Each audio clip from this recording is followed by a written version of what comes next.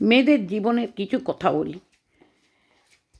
যেমন স্বামী যখন বেঁচে থাকে তখন মেয়েদের সিঁদুর, শাঁখা, পলা, কপালে একটা সিঁদুরের বড় ফোঁটা, এইটাই হচ্ছে মেয়েদের অলংকার। কিন্তু স্বামী যখন না থাকে তখন তাদের এমন লাগে যে কি বলবো, তাদের আয়নার কাছে দাঁড়াতেও ভয় লাগে। প্রথম যখন স্বামী মারা যায়, আয়নাটার দিকে দাঁড়াতেই যেন বুকটা ফেটে যেত, যে আমাকে কীরকম লাগছে। তখন নিজেকে ওই সিঁদুরটুকু আড়াল করার জন্যে বড় করে একটা কপালে ফোঁটা পরতাম, যাতে সিঁদুরের দিকে লক্ষ্য অনেকের না যায় যে আমি সিঁদুর পরিনি। সেই কষ্টটাকে চেপে রেখে বড় করে কপালে ফোঁটা পরতাম, যা সে না বলতে পারে যে ও বিধবা। কিছু বিধবাকে দেখলে, বয়স্ক বিধবাদের দেখলে মনে হতো যে ঠিক যেন আমারই প্রতিচ্ছবি ওরা। এত খারাপ লাগতো কি বলবো, বলার ভাষা নেই। তাতে টিপ পরতাম বড় করে, সাজতাম সেইটাকে ঢাকাবার জন্যে, সাজার জন্যে নয়, যাতে কেউ বিধবা না বলতে পারে। অনেকে যদি বলতো আপনাকে বিধবার মতো লাগেনি, তখন আমার এত ভালো লাগতো শুনতে যে হ্যাঁ, আমাকে সত্যিই বিধবার মতো তাহলে লাগেনি।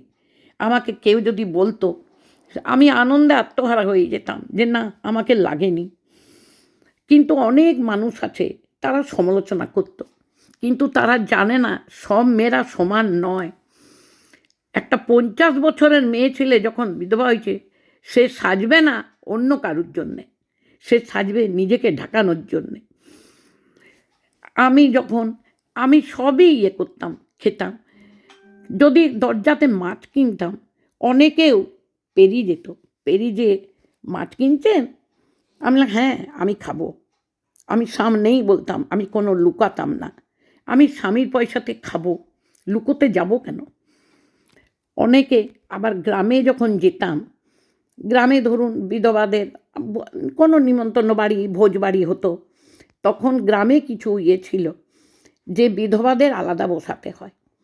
আমি মরে গেলেও কখনো যেতাম না, আমি নিজেকে কখনো ভাবিনি যে আমি বিধবা। নিজেকে আমি এখনও ভাবি যে আমার স্বামী বেঁচে আছে, তাকে আমি মরতে দিইনি, সে এখনও আমার কাছে বেঁচেই আছে। আমার ননদ, আমার যখন 11 সালে আমার স্বামী মারা যায়, তারপর 12 সালে মারা গেছিল আমার নন্দাই, আমার ভাই। আমি ভাইয়ের বৌদিকেও বলি, তোমরা ঠিকভাবে থাকো, সাজো গুজো, খাও, নিজের দিকে ভেবো না যে আমি বিধবা বলে। নিজের দিকে সেইভাবে আমার ননদ রাঙামাটি যে বিধবাদের সাথে খেতে বসতে গেছিল, কেন, যেহেতু ও বিধবা।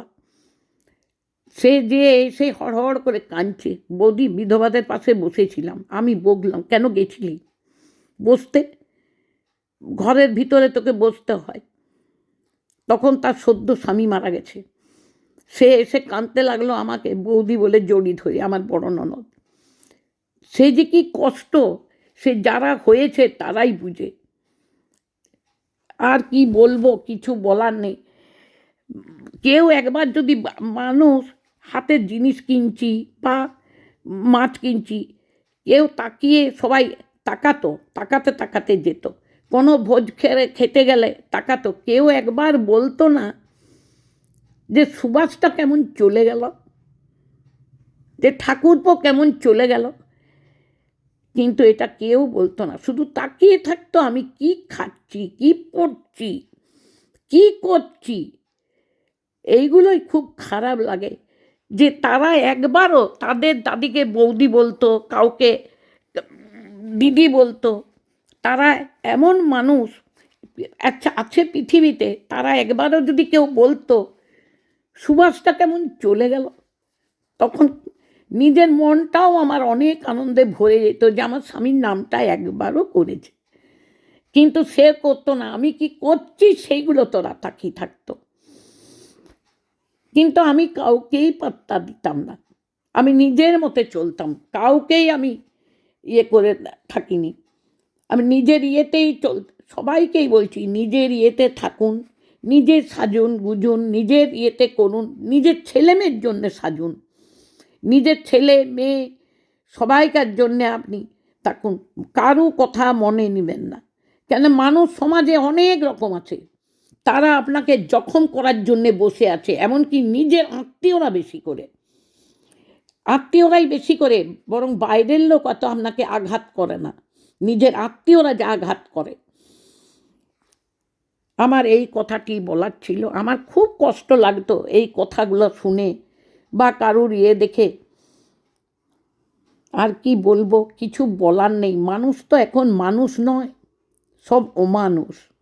কিছু কিছু মানুষ আছে তারা প্রচণ্ড ভালোবাসে, তারা সত্যিই তারা ভালো, যারা ভালো দেয় যে না কাকিমা আপনি সাজুন, আমার পাশে লোবাবু, বৌদি আপনি এমনিভাবে থাকবেন নাই।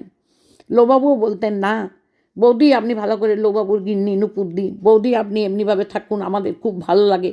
ওই ড্রেসটা আমাদের ভালো লাগে না, আপনি কিছু সাজবেন নাই, পরবেন নাই, কপালে টিপ নেবেন নাই, ভীষণ খারাপ লাগে, আপনি এরকমভাবে থাকবেন নাই।